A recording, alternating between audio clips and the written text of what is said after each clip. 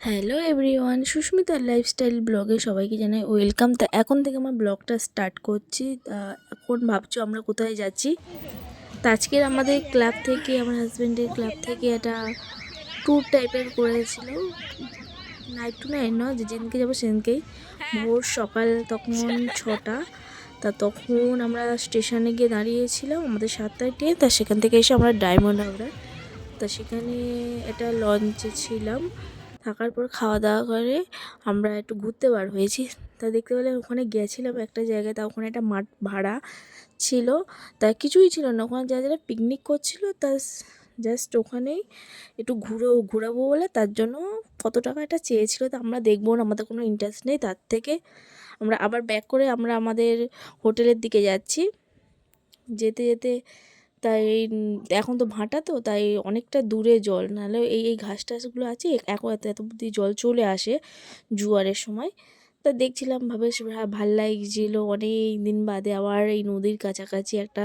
তো সবারই ভালোই লাগে যে এই শীতকালটায় সবার একটু পিকনিক টিকনিক গেলে সবারই ভালো লাগে। তো আমাদেরও রীতিমতন এই দেখো ভাটা পড়ে গেছে বলে দেখো ওই জায়গাগুলো একটু ফাঁকা।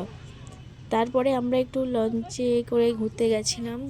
1 ঘন্টা ঘোরাবে 150 টাকা, মাথা পিছু 150 টাকা। তা সেই হিসাবে আমরা সবাই আবার আমার মেয়েটাই সব ওখানে দাঁড়িয়ে রয়েছে, এবার আমরা উঠছি। আমরা লঞ্চে করে 1 ঘন্টার জন্য জাস্ট একটু আনন্দ করলাম, কারণ সেই হোটেলে গিয়ে বেকার, মানে ডায়মন্ডে গেলে নদীটাই মেন পার্ট, আর কিছুই না। তা সেই নদীটাই যদি না উপভোগ করতে পারি তাহলে বেকার যাওয়া। তা আমরা 150 টাকা করে যাই হোক গেছে। তা ভালোই ঘুরিয়েছে 1 ঘন্টা, আমরা ওখানে নাচা টাচা করেছি। তা এই লঞ্চে আমরাই প্রায় ছিলাম ক্লাবের সবাই। আর কিছু মানুষ হোটেলে ছিল, রান্না করছিল। আমাদের তো আর রান্নি কেউ নেই, আমার বান্ধবী আছে, এনার বরই আমাদের রান্নি। ইনিই রান্না করে আমাদের ক্লাবে, কিছু হলে যাবতীয় উনি রান্না করে। তা আমার আমার আমার হাজব্যান্ড আর ওর হাজব্যান্ড দুজন মিলে একটুখানি হেল্পে রান্না করছে, আরও আছে অনেকেও। তা আমরা বেরিয়েছি, আমরা কি করবো, তা আমরা সবাই মিলে বেরিয়ে পড়লাম। এই লঞ্চে উঠে গেলাম, এবার এই বক্সটায় গান চালাবে, এবার আমরা নাচতে থাকবো। তার আগে একটু ফটোশ্যুট করে নিচ্ছি। এটা আমার একটা বান্ধবী, সে তুলে দিয়েছে ফটোটা। আর সে বলে যে সব সময় তো মানে তোর ব্লগে তোকে দেখতে পাই না, তোকে আমি ছবিটাতে ভালোই লাগলো, তাই বেরিয়ে পড়বো। এরপরে নাচ টাচ শুরু করবো। আর একটা তোমাদের একটা দরকারি কথা বলে দিই, তোমাদের যারা যারা ভাবছো যে ফ্যামিলি ছাড়া, মানে বন্ধুবান্ধব ছাড়া তোমরা এমনি নিজেরা নিজের মতো এনজয় করবে, তার জন্য একটা এই লঞ্চে সারা দিনের একটা প্যাকেজ আছে। তা সেটা এখানকার লোকেদের সঙ্গে কথা বলে নিতে হবে। তা সবাইকে মাথা পিছু তখন 1000 টাকা। সকাল 10টা থেকে এবার আই থিঙ্ক মনে হয় 4টে বা 5টা পর্যন্ত তুমি লঞ্চের উপরেই যাবতীয়, লঞ্চটা থাকবে না মধ্যিখানে, মানে খুব দূরেও থাকবে না লঞ্চটা, খুব সামনেও থাকবে না, সারাদিন লঞ্চের উপর। ও যাবতীয় খাবার দাবার, সকালে ব্রেকফাস্ট থেকে দুপুরবেলার খাওয়া দাওয়া যাবতীয়। তুমি যদি চাও যে রাতে থাকবো, তা নিশ্চয়ই রাতেরও ব্যবস্থা আছে, কিন্তু খাওয়া দাওয়া নাকি খুবই সুন্দর।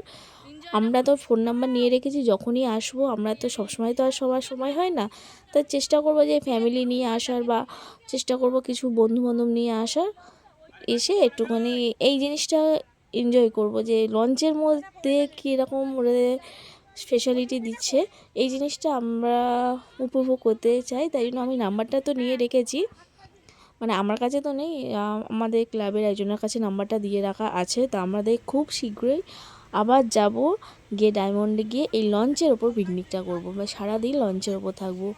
এই একটা খুব ইন্টারেস্ট। এই আমাদের ঘোরাটোরা হয়ে যাওয়ার পর এবার আমরা নেমে পড়ছি, এবার আমরা যাব হোটেলে খাওয়া দাওয়া করতে। এবার সবচেয়ে আমরা যেদিনকে গেছিলাম সেদিনকে এত কুয়াশা যে এই মাথা থেকে ও মাথা কিছুই দেখা যাচ্ছে না, চারিদিকে কুয়াশায় ঢাকা। দেখতে পাচ্ছ ওদিকে কোনো কিছু রীতিমতন দেখা যাচ্ছে না, এত পরিমাণে কুয়াশা। এটা কিন্তু তখনও দুপুরবেলা, বেশ তখন তো 11:30-12টা নাগাদ তখন। এরপরে আমরা এখন চলে যাচ্ছি বাড়ির দিকে। মুদিখানে খাওয়া দাওয়া তো কিছু দেখাতে পারিনি, কারণ আমার মেয়ে খুব জ্বালাচ্ছিল। ওখানে গিয়ে সবাই এক জায়গায় হয়েছে, সব বন্ধুবান্ধবগুলো, ওরও বন্ধুবান্ধব ছিল, তো এত জ্বালাচ্ছে আমি আর ভিডিও করতে পারিনি। তো এবার আমাদের রওনা হচ্ছে বাড়ি যাওয়ার পথে। এটা তখন বাজে বিকেল, তখন 5:30। তা তখনও দেখো কুয়াশাটা কেমন। আর কত ভিড় এই জায়গাটা।